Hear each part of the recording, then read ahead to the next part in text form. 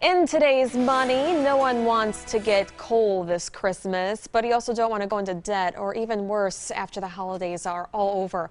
Emily Alwood, she is the workplace banking manager at PNC Bank, has 4 easy ways to save money this season, which is very helpful. All right, let's go to the first one right away. Get to know your numbers.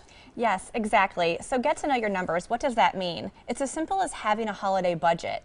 So sit down with your family, with your friends, and talk about how much money can you spend this holiday season. The last thing you want to do is wake up on January 1st, with a spending hangover, and you've spent more than what you should have spent. And also asking your family members, hey, how much are you spending on me? So then I don't feel so bad.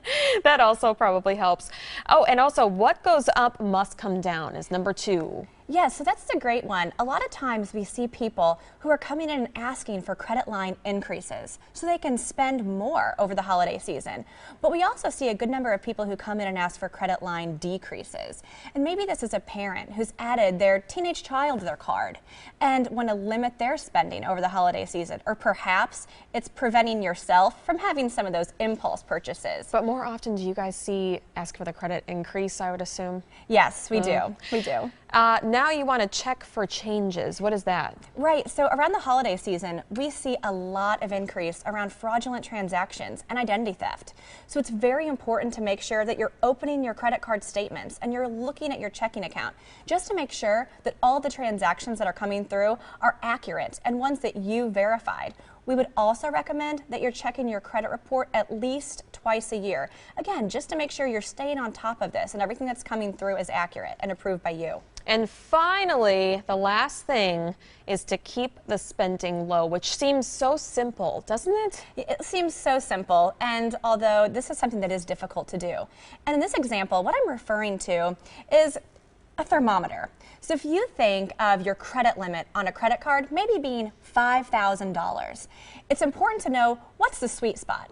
So you'll see here we have 3 different zones here. You have a green zone, a yellow zone, and a red zone. So this thermometer represents your credit limit and your available balance on a credit card. The green zone is where you want to stay, and this is not carrying a balance on your credit card that exceeds 30% of your total available balance.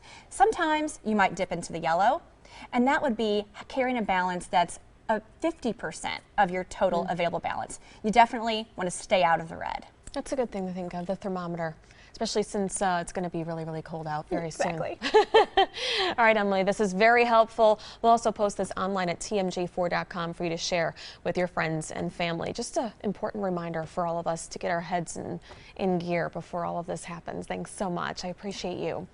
We'll be back to look at all the top stories that we're covering for you today.